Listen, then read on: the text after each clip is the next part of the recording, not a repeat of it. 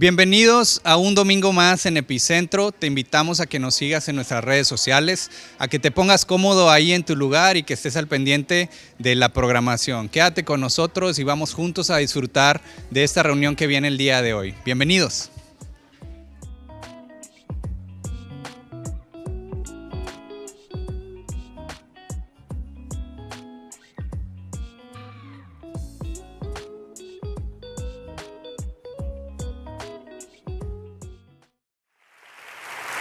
Bien, primera pregunta de esta tarde. ¿Cuántos de ustedes sufrieron al ver esas películas apocalípticas cuando Dios se llevaba a la gente y de pronto se llevaba un piloto de avión y caía el avión?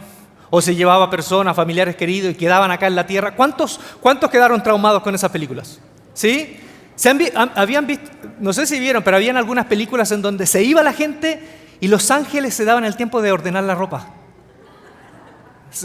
Quedaba ordenadita la ropa. Bueno, muchos de nosotros vimos esas películas que están sacadas de una novela de principios de los 90 que se llama Dejados Atrás. Y esa novela está escrita por un psicólogo, Tim LaHaye, con Jerry Jenkins, que escribieron de acuerdo a una interpretación. Yo no voy a, hoy no voy a voy a tratar de no ser denso, porque casi siempre cuando se habla de escatología o de apocalipsis, al final los amigos que nos acompañan por primera vez y no tienen el uso técnico de muchas palabras quedan así, como que, ¿qué dijo? No sé lo que dijo, no sé lo que enseñó. Yo recuerdo la primera vez que me senté en una iglesia, tenía 20 y fracción años, y un señor nos dio un curso, un taller de apocalipsis. ¿Qué aprendí? No me acuerdo. Lo único que sé es que él empezó a hablar, sí, porque tenemos que estar atentos de las 70 semanas de Daniel, la semana 70, y esa semana es donde se manifestará la bestia de 10 cuernos.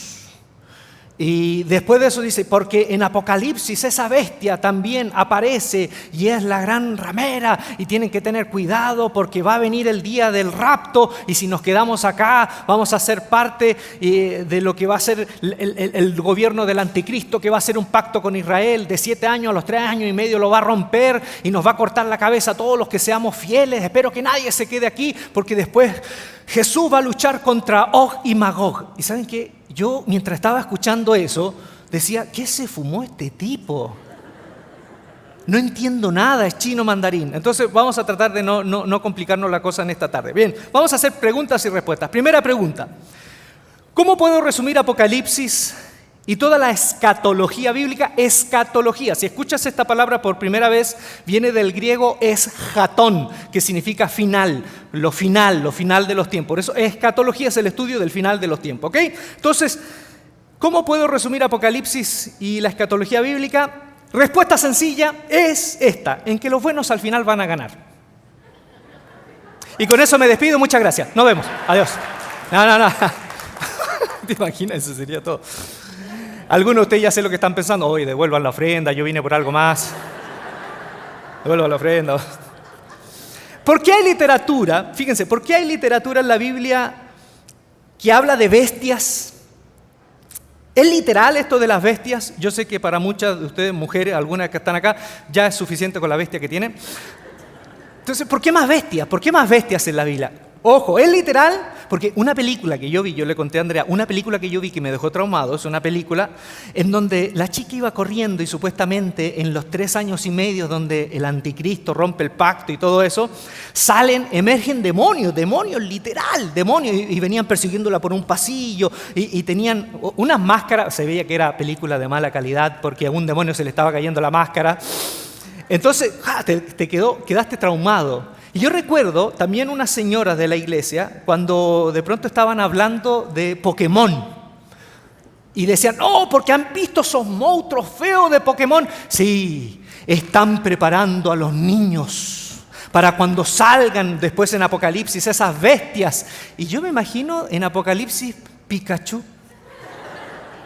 No sale Pikachu en Apocalipsis. Bueno, entonces, ¿las bestias son literal? ¿Van a aparecer esos monstruos dantescos? No es literal. Es símbolo. son simbología. Si uno va al libro de Daniel, que es el precursor en el Antiguo Testamento de estas imágenes, va a aparecer en el capítulo 7 y en el capítulo 8, que aparecen imágenes grotescas de bestias que él mismo las explica, que son reinos. No son literales, son reinos. En el capítulo 6 de Apocalipsis, capítulo 7 también dice que aparecen langostas y que unos dragones que parecen caballo, tienen rostro de mujer. También son símbolos. Primero, las bestias son símbolos de gobiernos. Y más allá de complicarnos la lectura, ¿no? Porque en el capítulo 7 dice que aparece una primera bestia que es como un león que tiene alas, el segundo que es como un oso que tiene 3 costillas en la boca, el tercero un leopardo con 4 alas y 4 cabezas, y esos 4 cabezas son 4 reinos, y después el último, una bestia que no hay nada que se le parezca, es tan fea que no hay nada que se le parezca, que tiene 10 cuernos, y de esos 10 sobresale un cuerno pequeño que deja atrás otros 3. Y ese cuerno persigue a los santos, e invalida la ley y le hace la vida difícil a los santos. Bueno, esas imágenes, tanto esa como la del capítulo 8, son reinos. Es un símbolo. Siempre tenemos que ver que género literario apocalíptico es simbólico. Lo importante del capítulo 7 es que estas bestias representan gobiernos inhumanos, gobiernos bestiales que se contraponen con el reinado del Hijo del Hombre. En el capítulo 7 aparece que el que vence todas estas imágenes dantescas, que también algunos dicen que estos monstruos dan cuenta de lo horroroso que es el mal, lo horroroso que puede ser el mal entrampado en estructuras políticas. Lo bestial que puede ser el mal entrampado en estructuras políticas. Lo importante es que al final, en ese capítulo, el anciano de días, que es Dios, le entrega el reino eterno al Hijo del Hombre, que todos están de acuerdo en la escatología, que es la imagen del Mesías, aunque algunos también dicen que es el pueblo de Israel. Pero más allá de eso, es la contraparte. El reinado del Hijo del Hombre no es bestial, es un gobierno humano. ¿Sí? Es un gobierno también humanizante, no en el sentido humanista, sino en el sentido de que vamos a ser tratados con dignidad. Va a ser un gobierno en donde el hombre no va a ser explotado como en estas bestias, sino que va a tener una vida con sentido. Bien, entonces la primera pregunta es, ¿son literales? No, no son literales, son símbolos de reinos. Ok, entonces es la diferencia entre gobiernos monstruosos y el reinado del Mesías, que es un reinado humano. Segunda pregunta. ¿Por qué hay imágenes de cataclismos? ¿Será literal?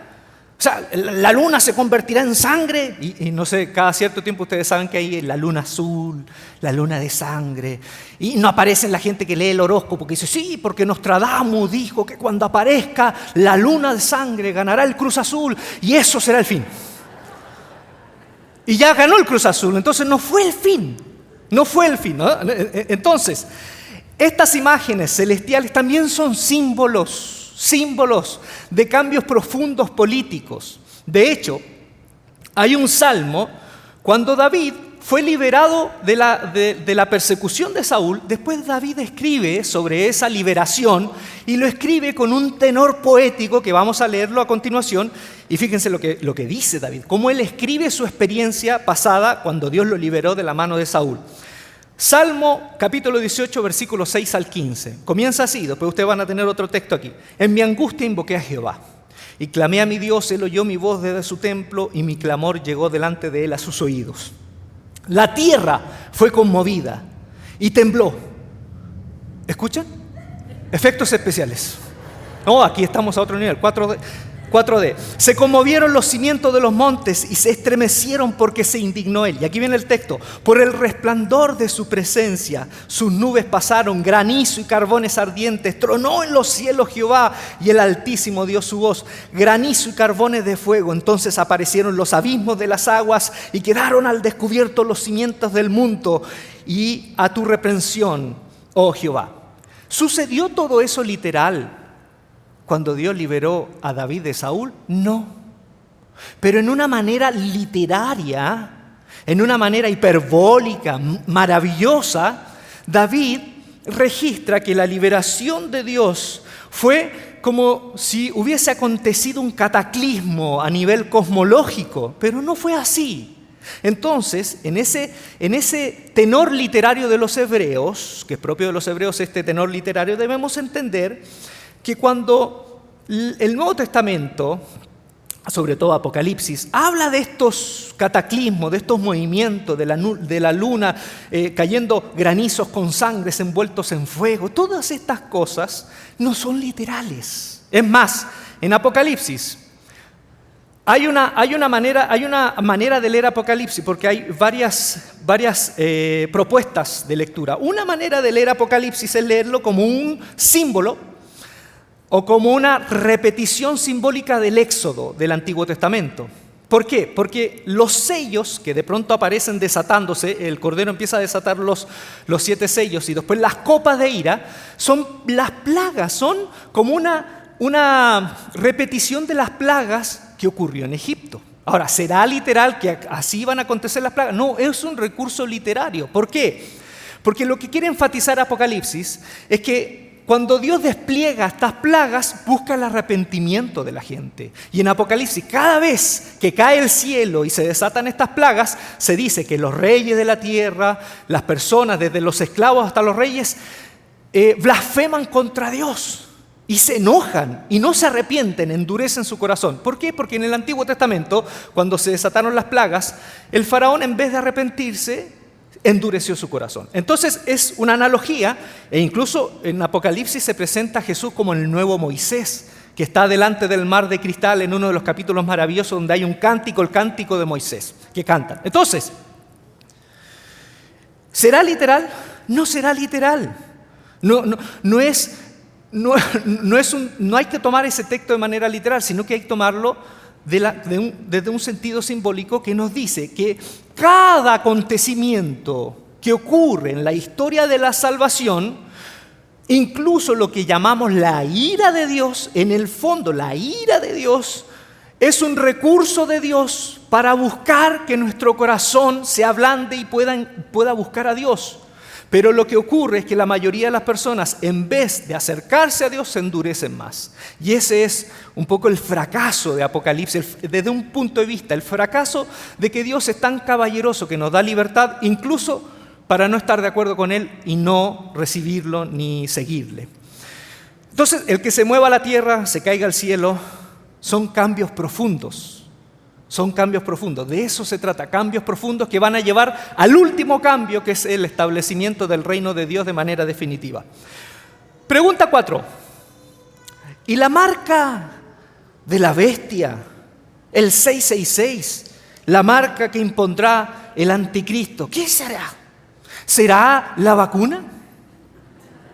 ¿La 5G? ¿Será la rusa? De seguro es la rusa, porque han visto que también pasa esto. Siempre cuando hay cambios de quinquenio, cambios de milenio, o hay eventos bélicos como los que estamos viviendo, o tensión bélica, andamos buscando al anticristo. ¿Se acuerdan? En la historia, los que son de la generación de los 80 y atrás, Mao Zedong, Gorbachev, el Papa, siempre le buscamos el anticristo, queremos buscar el anticristo en figuras políticas. De hecho, Gorbachev, ¿se acuerdan que tenía aquí como un lunar? Y algunos evangélicos, yo escuché a algunos evangélicos decir, no, ese lunar tapa el 666. Porque fíjense que nosotros tomamos como doctrina película. Hubo una película que fue realizada por una productora que estaban detrás los testigos de Jehová, que fue la película Demian. Demian, que es una película de producción Testigos de Jehová, que muestra a este hombre que es poseído por el diablo y que es un niñito que empieza así como a ser poseído por el diablo y tiene un Rottweiler y el Rottweiler también es muy malo y se transforma en un hombre que se hace gobernante, un gobernante seguido por las naciones, ¿no? Y de pronto una señora que es su pareja como que duda de que realmente él sea un hombre bueno y le busca en la cabeza porque un sacerdote le dijo que el anticristo tiene los 3-6 y le busca en la cabeza y le encuentra 3-6 en la cabeza. Y nosotros lo tomamos eso como doctrina. De hecho, una vez yo estaba durmiendo y vi que mi mamá me revisaba. Piojos no tengo. Entonces yo dije, oye, mi mamá tan malo que cree que soy.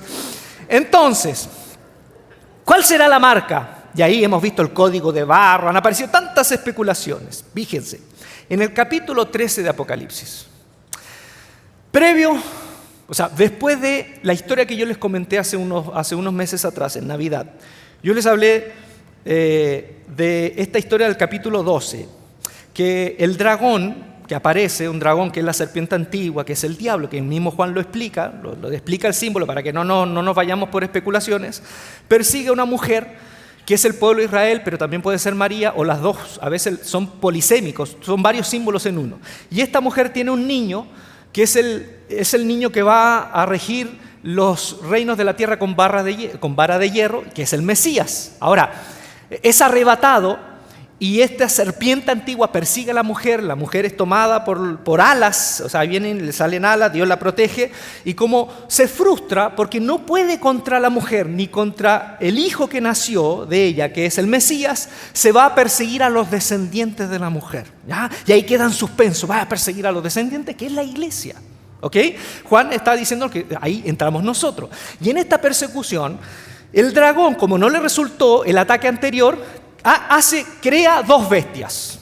Crea a una bestia, dice que es la bestia que sale del mar, que tiene 7 cabezas, tiene 10 cuernos, y toma mucho de Daniel, Juan toma mucho del Antiguo Testamento.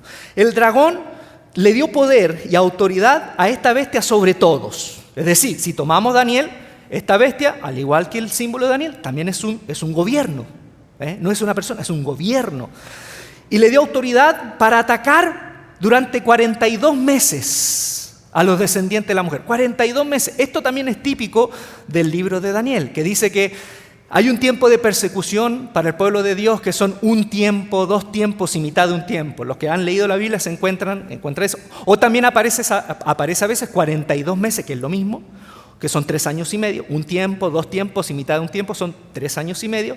42 meses es lo mismo, o 1260 días. ¿Por qué aparece este número tanto en Daniel y lo recupera y lo toma Juan en Apocalipsis? Porque en el siglo II a.C. hubo un gran perseguidor de los judíos que era Antíoco Epífanes. Ya, aquí voy a hablarle un poquito de historia, espero que no nos perdamos. Alejandro Magno conquistó todo el mundo conocido 2 siglos antes de Cristo, el macedonio, el griego también, Alejandro Magno. Cuando Alejandro Magno muere de manera misteriosa, se pelean los reinos sus 4 gobernantes. Y uno de esos 4 gobernantes era Seleucida. Y del linaje de los Seleucidas, que gobernaron la parte de Siria, de ese linaje salió Antíoco Epífanes. Y Antíoco Epífanes conquistó la tierra de Israel y llegó al templo, y como vio que los judíos eran tan devotos, él prohibió celebrar el sábado, prohibió celebrar sacrificios, persiguió a todos los judíos que siguieran la religión de Jehová, su religión, la Torá, y realizó algo que fue recordado como la abominación desoladora. ¿Y qué es eso? Él llevó al templo cerdos para sacrificar en el altar, que era el altar en donde se sacrificaban solo animales sagrados. Y ustedes saben que para los judíos sacrificar un cerdo era lo más inmundo, o el cerdo era lo más inmundo. Yo no sé por qué ustedes comen chicharrón, llamándose cristianos. Entonces, eso quedó en la retina de los judíos, porque efectivamente la persecución política, religiosa y concreta de Antíoco Epífanes duró 3 años y medio. Curiosamente, en el año 70 después de Cristo, vino un general romano a Jerusalén y la sitió, llamado Tito. Y Tito la sitió, y fue terrible el sitio de Jerusalén, al punto que la gente no tenía qué comer, e incluso practicaron el canibalismo, porque mujeres se comieron a sus propios hijos, los cocinaron. O sea, fue terrible ese sitio, que duró también 3 años y medio. Entonces, el número 42 meses, un tiempo, 2 tiempos, mitad del tiempo, 1260 días, es un símbolo, vuelvo de nuevo, es un símbolo, no necesariamente literal, de ese tiempo que recordaron los judíos y que fueron perseguidos. ¿Ok? Estamos entonces. Entonces, esta bestia perseguirá durante 42 meses, no necesariamente literal. Nos está recordando Antíoco Epífanes, que puede ser un tiempo que no es literal, pero es poco tiempo, no es tanto tampoco. Por eso son 42 meses. Y esta es la primera bestia. Pero también aparece otra bestia, dice, de la tierra. Aparece otra bestia que parece cordero, pero no lo es. Hace que adoren a esta bestia que aparece del mar, esta otra, hace que la gente adore a esta otra bestia, la primera, cuya herida mortal fue sanada. Y manda que se realice una imagen de esta bestia que se le dio poder, y esta impone una marca, ¿ok? Una marca. Y aquí vamos a leer el texto de Apocalipsis. Dice, y hacía que todos, pequeños y grandes, ricos y pobres, libres y esclavos, se les pusiese una marca en la mano derecha o en la frente. Y que ninguno pudiese comprar ni vender, sino el que tuviese la marca o el nombre de la bestia, o el número de su nombre. Aquí hay sabiduría. El que tiene entendimiento cuente el número de la bestia, pues es número de hombre, y su número es 666, no 666. Es la suma total, 666. Parece lo mismo, pero no es igual. ¿Ok? Les explico, o les invito a que podamos entender esto. Símbolos, es un rey, es un reinado, ¿no? Es un gobierno. Todos están de acuerdo en que la primera bestia del cual se habla, Juan, es el Imperio Romano. Porque después en el capítulo 17 explica estas 7 cabezas, que son 7 montes, en donde está posada la gran prostituta, la gran Babilonia, ¿sí? La gran Babilonia. Entonces, no sé si conocen el mito de la creación de Roma. Está Rómulo y Remo, pero también los 7 montes. Es Roma, es el Imperio Romano. ¿Qué es lo que pasa? Que en el tiempo de Juan, vamos al tiempo de Juan, el emperador de turno se llamaba Domiciano. Y Domiciano era narcisista, tan o más narcisista que Nerón. De hecho, fíjense, cuando Nerón se suicida, porque ve que su gobierno no le cree la mentira que dice que los cristianos quemaron Roma, sino que dice, no, al final fue Nerón, se suicida Nerón, el imperio de Roma se vino abajo. De hecho, esa caída del Imperio Romano, que quedó sin cabeza Roma, la celebraron varios pueblos que estaban siendo oprimidos por los romanos y creyeron que esta bestia, este imperio se había muerto. Pero ¿qué pasó? Vino Vespasiano, que era de otra casa, y Vespasiano tomó todo este caos y levantó nuevamente el imperio. Por eso se habla de que esta bestia había sido como muerta, había muerto, pero ahora ha revivido, porque en tiempo de Vespasiano recupera el imperio y se vuelve a levantar. Y después de Vespasiano viene Tito, su hijo, y después de Tito viene Domiciano. Y Domiciano, él mismo, al igual que Nerón, fíjense lo que pasaba. En el Imperio Romano, los emperadores solo eran reconocidos como Dios cuando morían, pero Nerón hizo algo diferente. Él quería que lo reconocieran como Dios estando vivo. Y Domiciano se creía Nerón, y él mismo hizo lo mismo que Nerón, que lo reconocieran como Dios estando vivos. ¿Y qué pasó? En Asia Menor, ¿lo estoy llevando? ¿Se marearon? Ok, en Asia Menor, vámonos a Asia Menor. En Asia Menor estaba la ciudad madre de Asia Menor, que era Éfeso. Y en Éfeso estaba una de las iglesias más grandes de la iglesia primitiva. El asiarca, que era el encargado de los juegos, también era el encargado de el culto al emperador. Domiciano promulgó de que él era Dios. De hecho, hay una historia que él puso tantas estatuas en su nombre como Dios, así, en tantas posiciones, así como que no me doy cuenta, ¿sí? Que de hecho en un barrio romano había una estatua que un primer grafitero dijo, ¡basta! Era tanto el narcisismo de Domiciano que hasta un propio romano dijo, ¡basta, ya, te crees Dios, pero basta!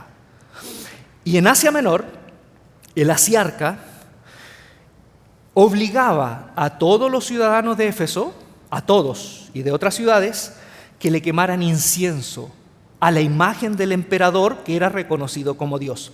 ¿Cuál es el problema aquí? Que muchos cristianos entraban en una crisis porque participar de la quema de incienso, que era un acto público y que presionaban a todos, era reconocer que este hombre era Dios. Por lo tanto, los cristianos estaban en ese entredicho, porque no podían hacer eso. Era o reconocer que Jesús es hijo de Dios o reconocer que este hombre es Dios. Y en ese conflicto, está escrito, hay testimonio, el asiarca casi que persiguió a los cristianos políticamente, los que no participaban de la quema de incienso, y les prohibió comprar o vender cosas. Hizo una sanción económica que los los sacó del imperio, se sentían casi unos parias, fuera del movimiento del imperio. Y eso pasó en Éfeso y pasó en otras ciudades de Asia Menor, no pasó en Roma.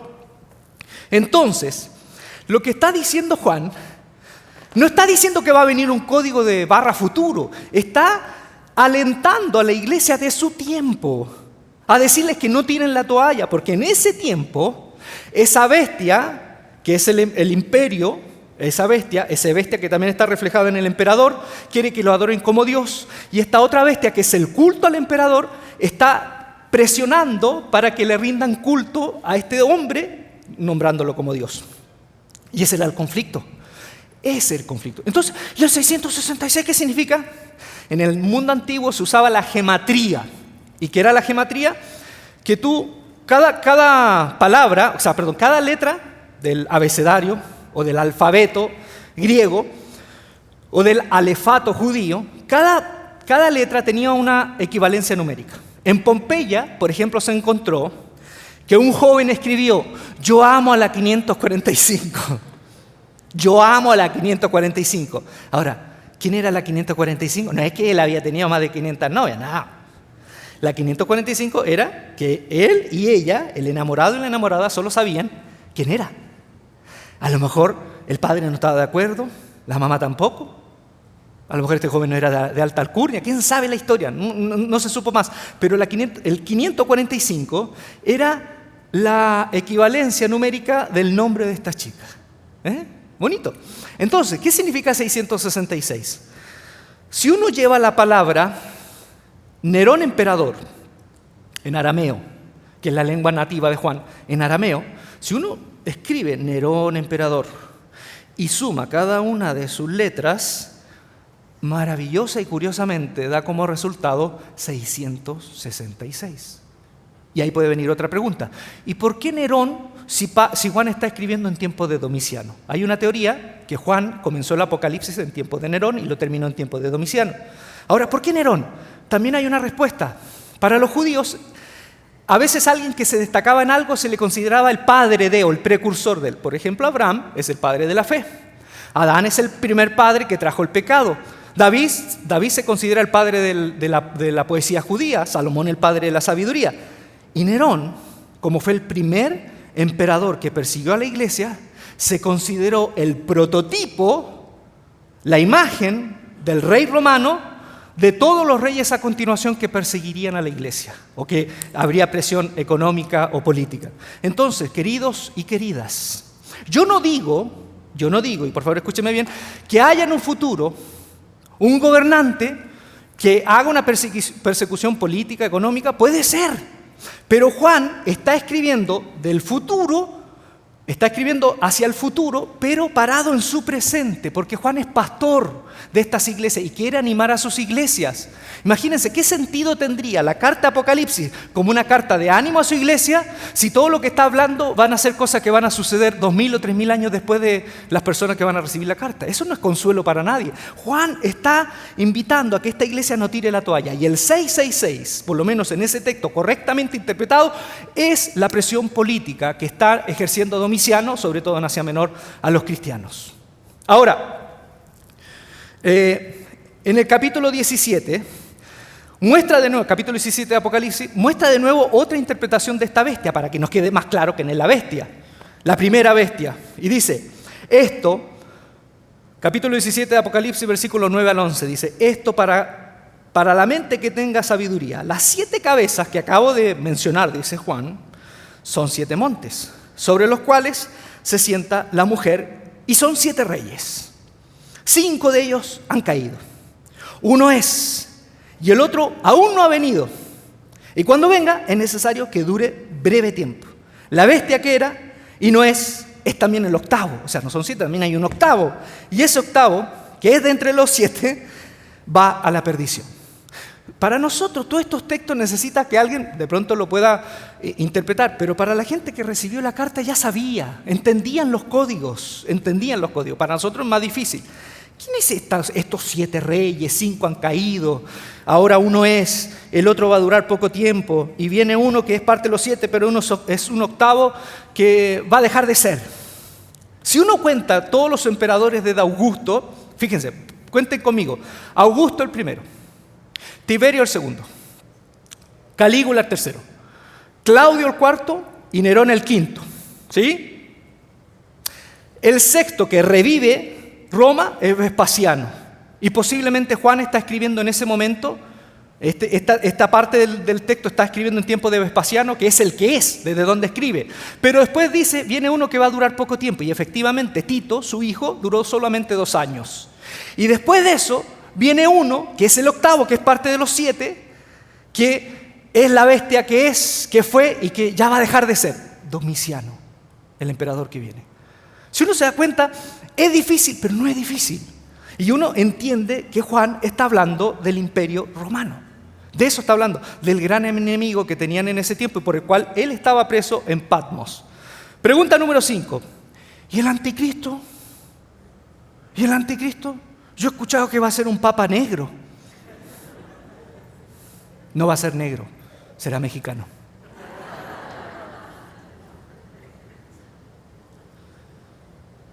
Y no va a levantar la hostia, va a levantar chicharrón. Ustedes saben de dónde. Contaminar ese lugar sagrado. El anticristo. La única vez que aparece el término anticristo en el Nuevo Testamento aparece en las cartas de Juan. Y no tiene nada que ver con un líder futuro. Para sorpresa de todos nosotros, no tiene nada que ver con un líder futuro. Vamos a las cartas de Juan. Hijito, ya es el último tiempo. Juan escribe y dice, ya es el último tiempo. Eso también un día lo voy a explicar. Porque uno dice, bueno, era el último tiempo, se han pasado 2000 años. Ya es el último tiempo. Ustedes han escuchado que viene el anticristo. Y muchos han sido el anticristo. Es decir, muchos. Han habido más anticristos. No es uno, han habido varios. Salieron de nosotros. Entonces eran cristianos. Salieron de nosotros, pero no eran de nosotros. Y después dice, todo espíritu que no confiesa que el Hijo, es decir, Jesús, ha venido en carne o se hizo hombre, o sea, que es un hombre, es del anticristo. ¡Wow! ¡Qué decepción! Yo esperaba que fuese Trump. Yo esperaba que fuese Putin. Yo esperaba que fuese otro personaje. Pero no, ¿qué dice acá? Que han habido varios y que en realidad el anticristo es un movimiento que salió de la iglesia, pero se apartó y que justamente niega la encarnación de Jesús. En el tiempo de Juan había un grupo que salió de la iglesia que eran se llaman después, ¿no? Se les llama los docetistas, que viene de la palabra griega dokeo, que significa apariencia.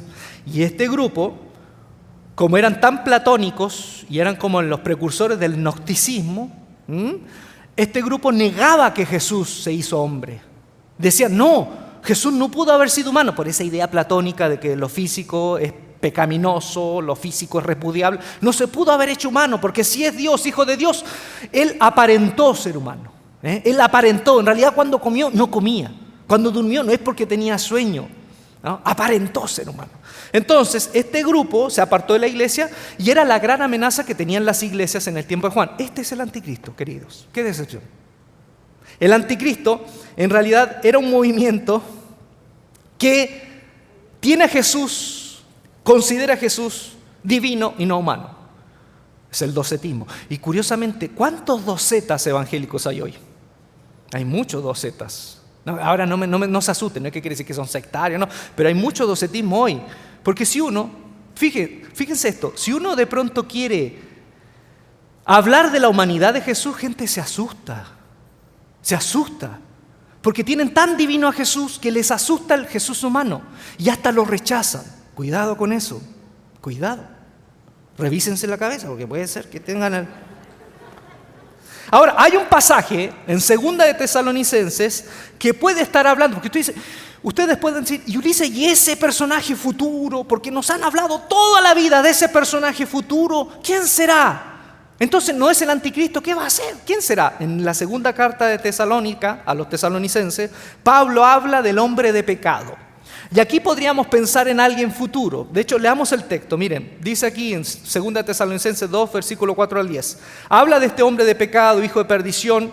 Dice, el cual se opone y se levanta contra todo lo que se llama Dios o es objeto de culto. Tanto que se sienta, escuchen bien, en el templo de Dios, como Dios, haciéndose pasar por Dios. Y entonces se manifestará aquel inicuo, a quien el Señor matará con el espíritu de su boca. Y destruirá con el resplandor de su venida, inicuo cuyo advenimiento es por obra de Satanás, con gran poder y señales y prodigios mentirosos y con todo engaño de iniquidad para los que se pierden, por cuanto no recibieron el amor de la verdad para ser salvos. El propósito de estas cartas de 1 y 2 Tesalonicenses, aunque ustedes no lo crean, Pablo no le interesa, no es el tema central al hablar del fin del mundo. Él toma ese tema del fin del mundo para animar a gente de la iglesia que dice, ya viene el Señor, y dejan de trabajar, los flojos dejaron de trabajar. Había gente, ¿ustedes entienden el término ni? ¿Han escuchado el término ni? Los que ni estudian ni trabajan. No es nuevo, en la iglesia de Tesalónica estaba lleno de ni. Que habían escuchado de Pablo que Jesús viene y dijo, no, ya viene, voy a dejar el trabajo, mujer, dejo el trabajo desde hoy porque viene Cristo. Y Pablo, preocupado por ese error, pastoralmente les habla. En la primera carta le habla porque ya muchos cristianos comenzaron a morir y Jesús no venía. Entonces dice que no se sientan tristes como los del mundo y les explica cuándo va a ser, o sea, les explica cómo va a ser, pero no da detalles, a grandes rasgos solo le explica o les reitera lo que ya habló con ellos. Y aquí en la segunda carta les dice, aún no es el fin, tiene que pasar esto, por eso vuelvan a trabajar. Ese es el contexto de la carta. Ahora, ¿qué onda con este tipo? ¿Qué onda, Pablo? ¿Qué onda? Es la bestia de Apocalipsis, es el que Jesús habla en el capítulo 24 de Mateo y en Marcos y en Lucas de la abominación desoladora. ¿Qué es esto? Primero, el personaje que habla Pablo, en ningún momento Pablo dice que persiga a los cristianos. Dice que engaña, pero no que persigue.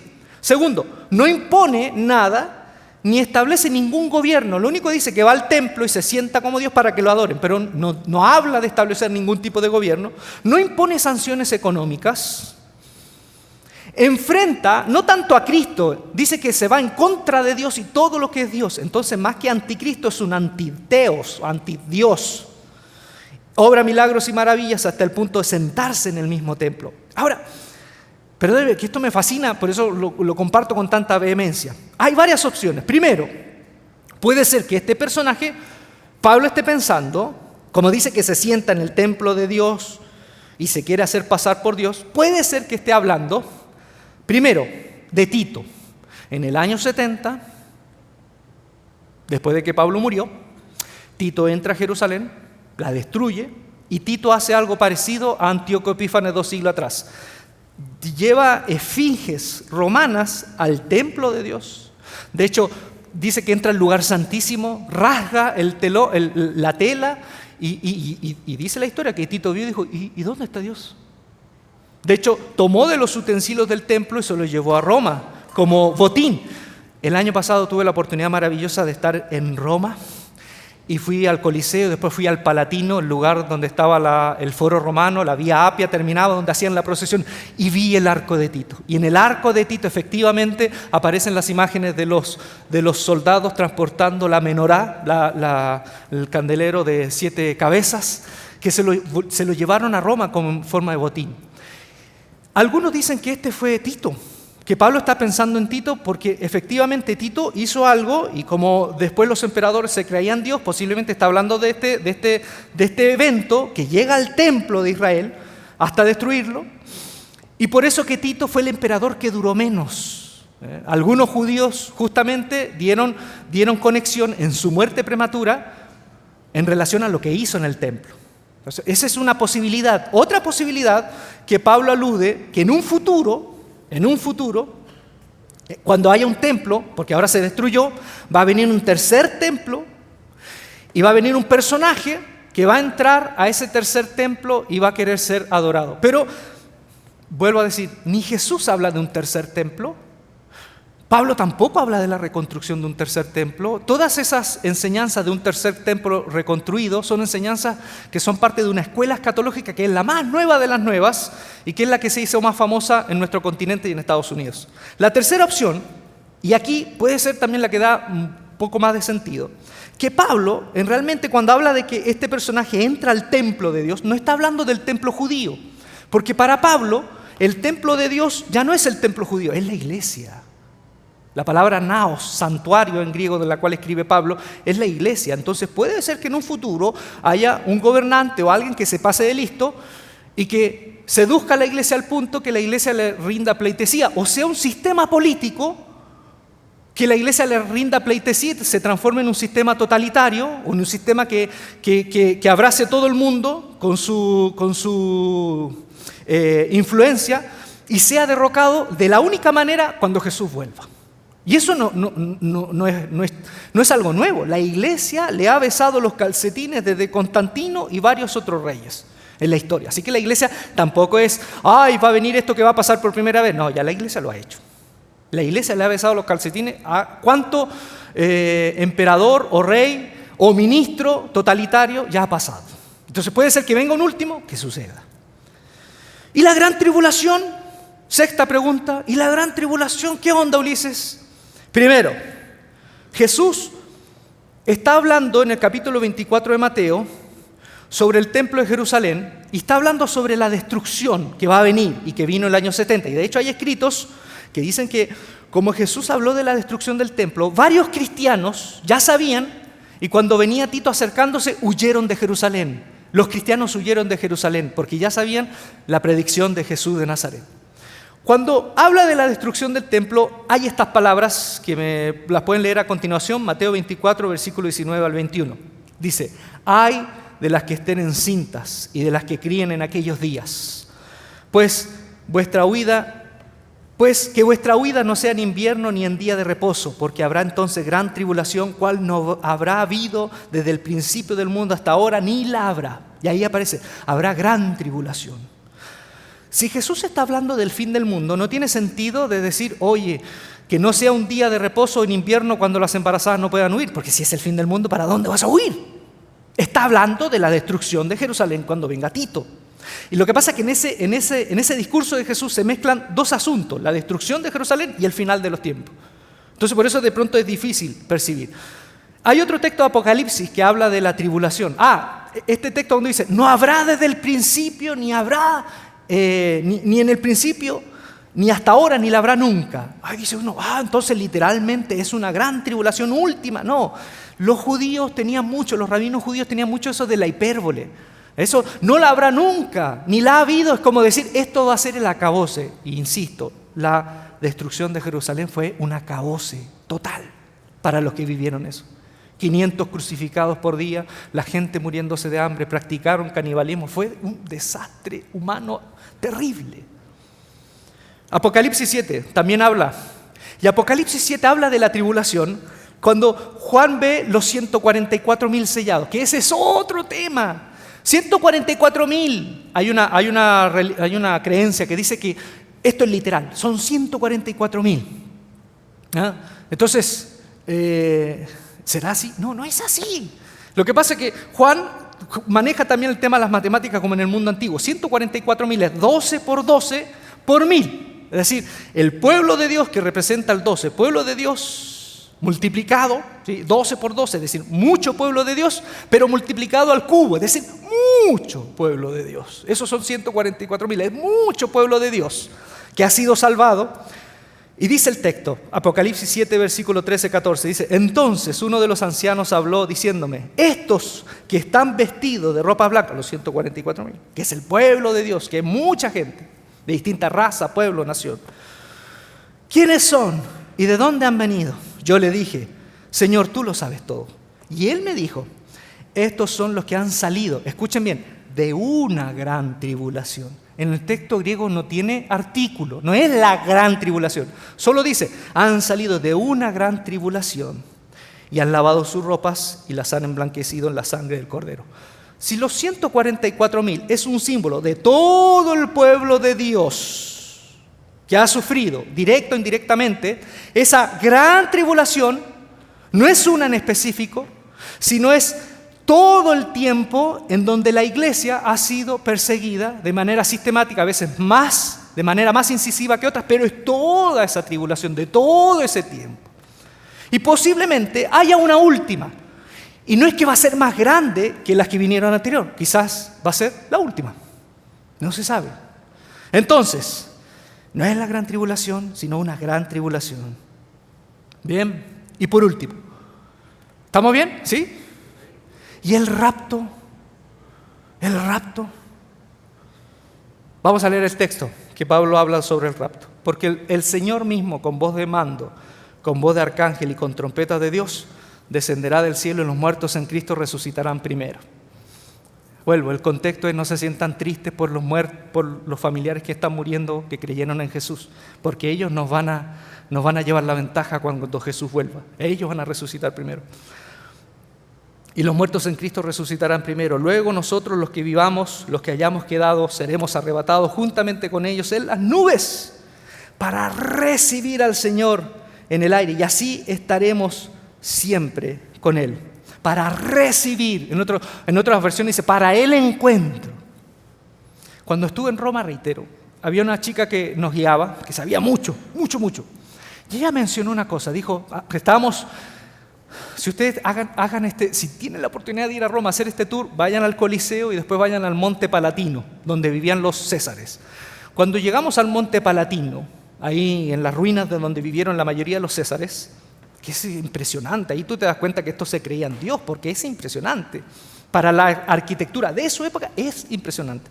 Y ella dijo, aquí acostumbraban los emperadores después de una victoria, venían en una procesión por toda la Vía Apia, pasaban por el Coliseo, subían una colinita y llegaban al Foro Romano.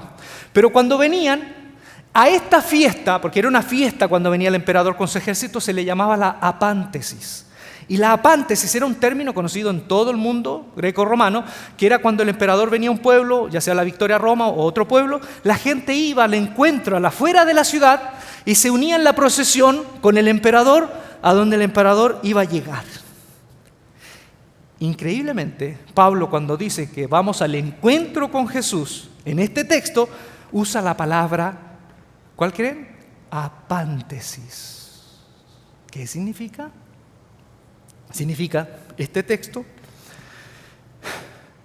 que cuando venga Jesús, no lo sabemos, no va a venir primero secretamente. Porque el mismo texto dice que va a ser con voz de ángel, con trompeta. Y eso no es silencioso. Es más, Apocalipsis dice que todo ojo le va a ver. Los evangelios sinópticos dicen que será como los días de Noé. Cuando Él venga, Él va a venir y todo le va a ver. Y el que hasta ese momento se puso a cuenta tendrá oportunidad. No va a ser una cosa así misteriosa.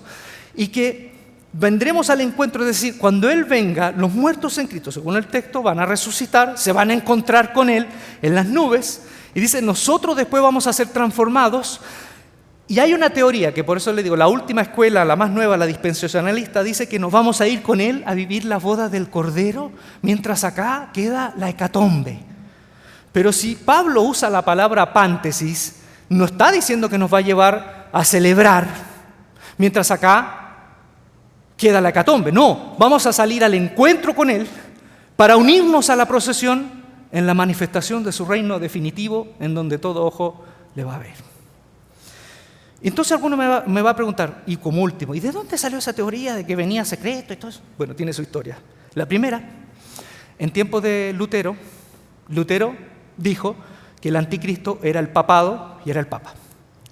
Los jesuitas en la Contrarreforma le pidieron la misión a Francisco de Ribera en el año 1590 que desvíe la atención en lo posible de los protestantes de que el papado y el Vaticano es la bestia y es el anticristo. Entonces Francisco de Ribera tuvo esa misión y él desarrolló un esquema en donde el anticristo lo llevó al futuro. Y él escribió en un texto teológico diciendo que el anticristo no es una institución, será un hombre que reconstruirá el tercer templo. Entonces, no es la Iglesia Católica, no es el papado, no es el Vaticano, va a ser a futuro.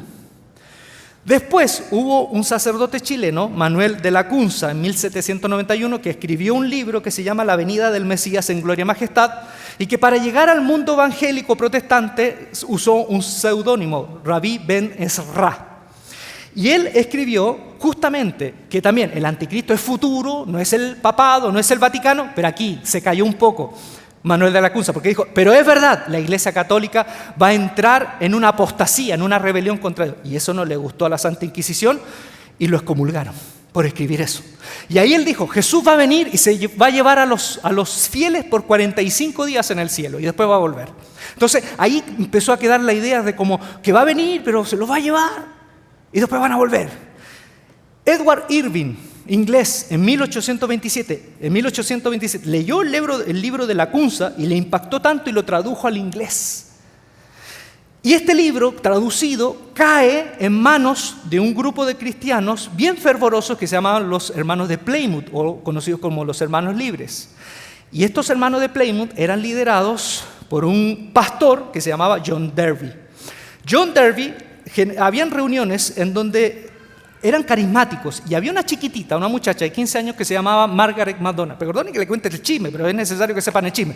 Margaret MacDonald, de 15 años, tiene un sueño y ella era reconocida como profeta y tiene un sueño en donde ve que Jesús viene en dos partes, una secreta y después viene de manera definitiva, mientras aquí queda la hecatombe con el anticristo.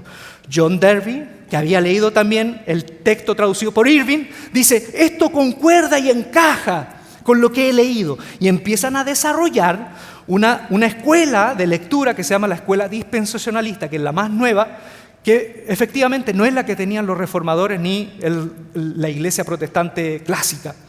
Después de esto, John Derby va a predicar con todo este paquete doctrinal de visión y toda esta avenida en dos partes, va a predicar a Estados Unidos, y en Estados Unidos Dwight L. Moody, un predicador conocido, recibe todas estas ideas, las abraza y las hace parte de su seminario. Bueno, después se hace el de seminario L. Moody con todas estas ideas escatológicas. Y no solo eso, hay otro que también recibe todas estas maneras de entender el fin del mundo, Cyrus Scofield, que en el año 1909 imprime la Biblia King James, la Biblia en inglés, pero con anotaciones. Y ahí se produce la primera vez la Biblia Scofield, con anotaciones, con todo este paquete que ya viene desde el año de Lacunza, de Rivera, los jesuitas, los hermanos de Plymouth, Margaret MacDonald con el sueño, John Derby, Moody. ¿Y qué pasó? Esta idea del fin del mundo, de esta manera, de esta escuela dispensacionalista, se hizo transversal a principios del siglo pasado con los bautistas, con las asambleas de Dios, con los hermanos libres, con los hermanos cuadrangulares. Y toda la evangelización de los misioneros norteamericanos que llegaron a Latinoamérica nos trajeron esa manera de entender las Escrituras. Ahora, ¿cuál es el gran peligro? No esta interpretación, porque hay hay hermanos en Cristo que creen, son dispensacionalistas y van a ser salvos. Esto no tiene que ver con que tú vas a dejar o no tiene nada que ver con eso. ¿Cuál es el peligro?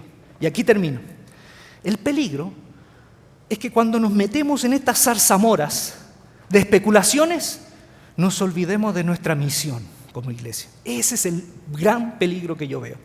Fíjense, Hechos capítulo 1, versículo 11, que termino con esto. Jesús resucita y se va al cielo. Y los discípulos se quedan así. Y se quedaron así mirando, que sí, con la saliva acá. Y vinieron ángeles que le dijeron, Galileos, ¿qué hacen aquí mirando al cielo? Este mismo Jesús que ha sido llevado de entre ustedes al cielo vendrá otra vez, de la misma manera que lo han visto irse. Y ahí le dice, vayan a Jerusalén y esperen la promesa. No estén perdiendo tiempo mirando, porque Él va a volver de la misma manera. Es decir, volverá de una manera visible y física. ¿Cuál es el problema? Que en varios momentos de la historia hemos estado así. En especulaciones, en ciencia ficción.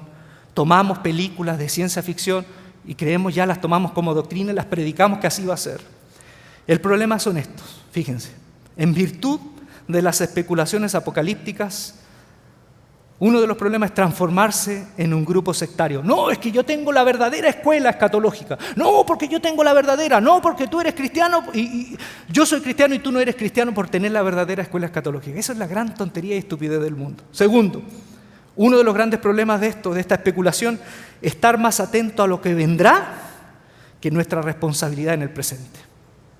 A veces perdemos tanto tiempo lucubrando en esto que perdemos nuestra perspectiva del presente y ser testigos de Jesús ahora.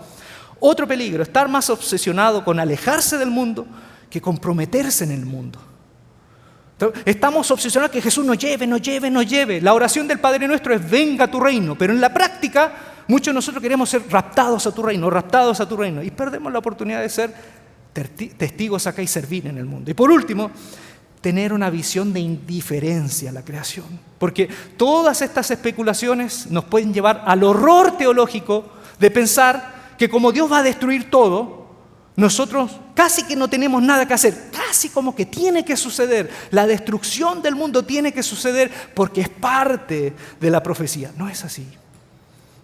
Al Señor le preocupa la creación al punto que Romanos 8 dice que la creación misma gime y espera ser restaurada porque a Dios le interesa la creación. Y si a Dios le interesa, debe ser un tema que nos interesa a nosotros. Nuestra misión no es quedarse mirando al cielo, sino ocuparse de la misión de ser testigo de Él en la tierra. Dios les bendiga. Amén. Pónganse de pie y vamos a orar. Y me disculpan que después de esto voy a ser raptado porque voy a ir a comer. Señor, gracias por este tiempo. Permítenos no perder la mirada de la misión. Es verdad que Pablo dijo poner los ojos en el cielo, pero en virtud de vivir una vida en Cristo, porque tú estás ahí. Pero a veces hemos confundido en perderse en especulaciones y olvidarnos de nuestra responsabilidad. Ayúdanos, Señor, a que cada vez se abra más las Escrituras para entender tu Espíritu que nos invita a ser testigos tuyos hasta el final. Y sea lo que pase, posiblemente vendrá un último gobernante, posiblemente una última estructura política, económica, que va a ser monstruosa. Independiente de eso, tenemos algo que es inamovible. Tú volverás. Y confiamos en eso, Jesús. Amén. Que el Señor te bendiga, que el Señor te guarde, que el Señor haga resplandecer su rostro sobre ti, tenga de ti misericordia, alce sobre ti su rostro y te conceda la paz. Nos vemos la próxima semana. Dios le bendiga. Cuídense.